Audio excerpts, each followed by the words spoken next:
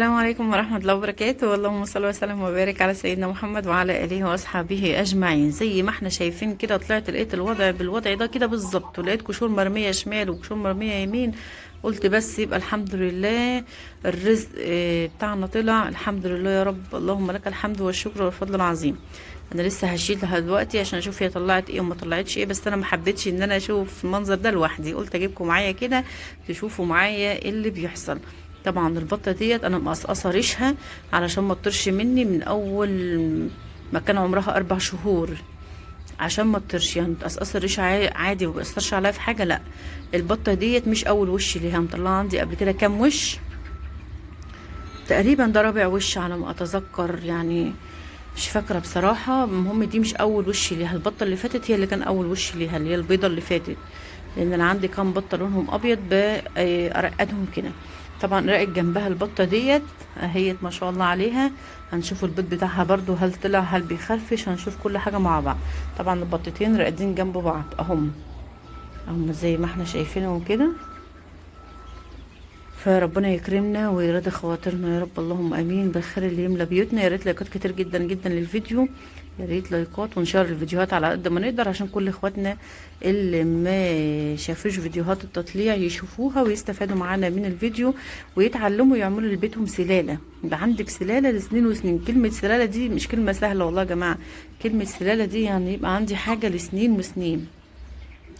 هبتدي اسمي الله كده واشيل البطه من مكانها عشان اشوف لو محتاجه مساعده، لو البيض اللي تحت منها، لان في هنا قشور. القشور دي كلها انا بحطها للفراخ.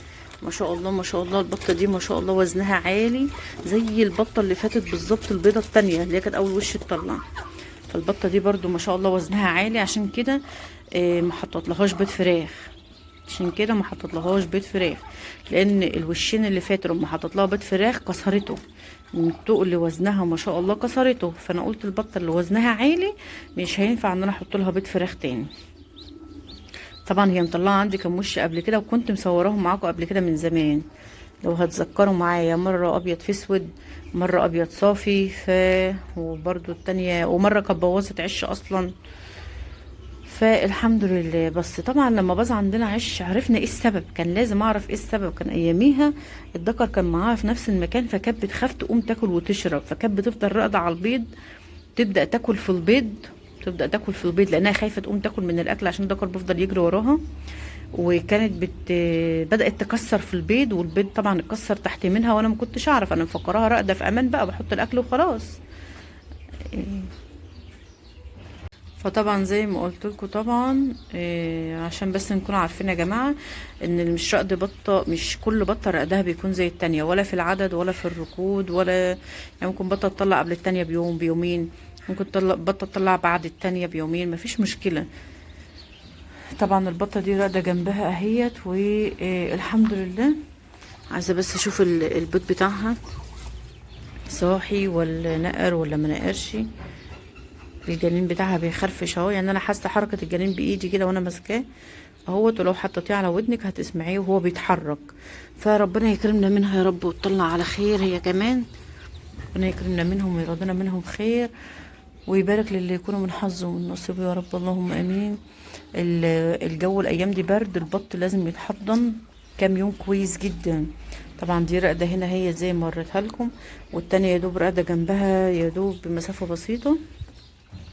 انا شلت كل القشور اهي زي ما احنا شايفين، بس هي تقريبا لسه تحتها في بيض ما طلعش. القشور دي بتعملي فيها ايه؟ بحطها للفراخ البياضه اللي بتبيض.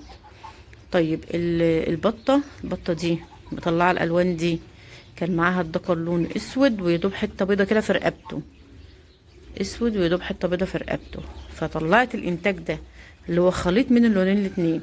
اذا البطه البيضه مع الذكر الاسود احتمال تطلع ابيض صافي يا مشاهد. طبعا اهو اللي انا بحب اصور لكم كل حاجه بالتجربه زي ما احنا شايفينها كده. ما شاء الله عليها، ربنا يبارك لنا فيهم ويتحمل خيرهم. هجيب الكرتونه كده عشان ابتدي ان انا اجمع البط فيها واشوف ايه اللي مطلعش. اللي بالنسبه للبطه دي البيض بتاعها ما شاء الله بينقر. طيب لا بيخرفش، هينقر ان شاء الله باذن الله على النهارده اخر النهار، ويطلع على بكره اخر النهار، يا اما بعد بكره الصبح. لو بط عندك البيض نقر ما تستعجليش عليه، هيطلع ان شاء الله باذن الله، ما تستعجليش عليه. هو بس بيكون محتاج تدفئه اكتر من البطه، فلما بياخد التدفئه الكافيه بتاعته خلاص هو بيطلع، والسره بتكتمل خلاص هو بيشق وبيطلع لوحده. يعني دي حاجه ما تقلقيش، فربنا يكرمنا ويرضينا منهم. وبقيه البط الرقد يطلع على خير. انا عايزه اشوف البطه اللي كنت مرقدها على بيض فراخ برضه، هشوفها معاكم دلوقتي. والله ما فحصت بيضها لان متهيألي لسه معاد فحص بيضها ما جاش. انا هنا جايبه، جبت كرتونه اهي زي ما احنا شايفينها، وجبت فيها نشاره علشان ما احطش بط على بط، يعني ما اشيلش البط ده بقى اروح احطه مع البط اللي طالع عندي بقى 4-5 ايام، لا اسيب ده لوحده وده لوحده. هشيل البطه بس كده عشان اشوف ايه اللي طلع وايه اللي ما طلعش. طبعا البطه دي ما شاء الله عليها مطلعنا قبل كده، وكان ما شاء الله عليها حجم البيض بتاعها كان ما شاء الله ما شاء الله كويس جدا. فربنا يبارك لنا فيهم يا رب، ويبارك للي هيكونوا من حظه ومن نصيبه. طبعا انا مرقتهاش على بيض فراخ يا جماعه، عشان قلت لكم ما شاء الله وزنها عالي، وجربتها قبل كده مرتين في بيض الفراخ وبوظته وكسرته لان حجمها ما شاء الله عالي. فخلاص هي البطه عندك بوظت بيض الفراخ، خلاص ما ترقدهاش على بيض فراخ، وده اللي انا عملته.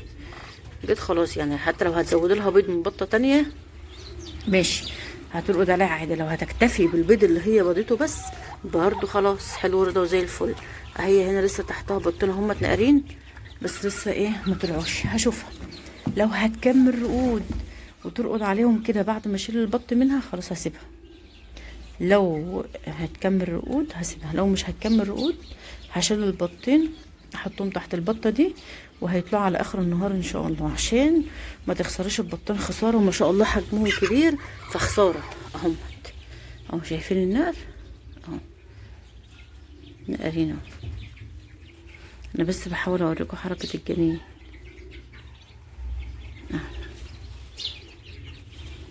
بس شوفوا بقى البطين يعني دافين بسيط خالص.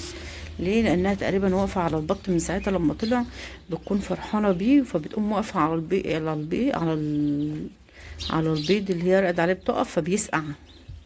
فكده انا شلت البيض، يا اما هكمل رقود على الاتنين دول وتدفيهم فهسيبها. لو قامت خلاص هشيل البطين احطهم للبطه التانية. اهي البطه ديت في نفس المكان، دي البطه التالتة. هما كانوا ايه، كانوا 3 بطات في نفس المكان. دي اللي انا حطيت لها بيض فراخ لو شفت الفيديو اللي فات. وادي البطه اللي لسه مطلعها هناك اهيت، وفي هنا ورا خشبه بطه برضه. طيب حتى اشور البيض اهي. طيب هنعمل ايه، هنطمن على بيض الفراخ نشوفه طلع ولا ما طلعش. لا مش طلع ولا ما طلعش، اقصد هشوف هي كسرت حاجه منه ولا ما كسرتش.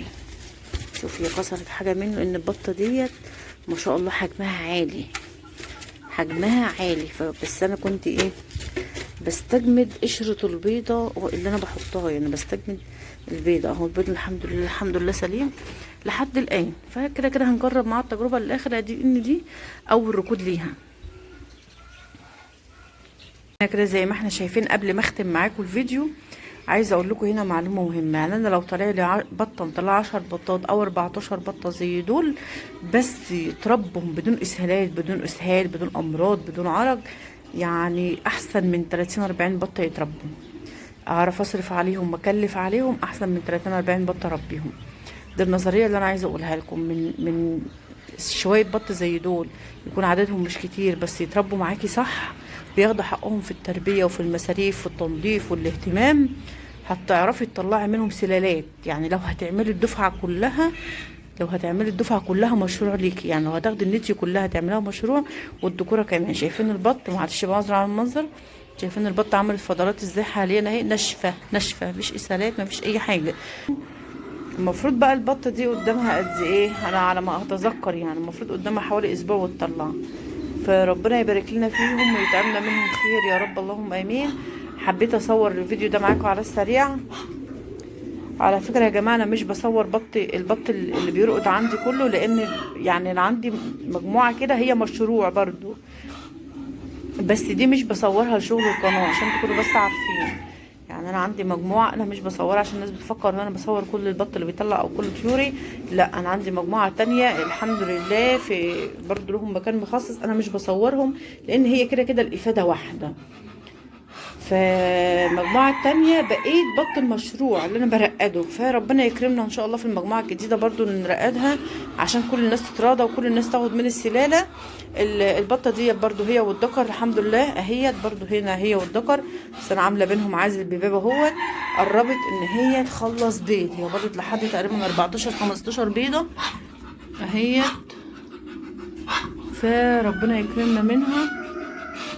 1 2 3 4 5 6 7 8 9 10 12 13 متهيألي 13 بيضة أو 14، فربنا يكرمها وتخلص بيض. هي لسه برضو عليها بيضة، يعني احتمال تقول كمان يومين 3 على ما تجيب كمان ايه بطون 3 كده ولا حاجة. واول ما تخلص لازم اشيل الذكر من المكان. يلا مش حابة اطول عليكم الفيديو اكتر من كده، يا رب الفيديو يكون كان مفيد او استفدت ولو حتى معلومة صغيرة. اترككم في رعاية الله وحفظه، والسلام عليكم ورحمة الله وبركاته.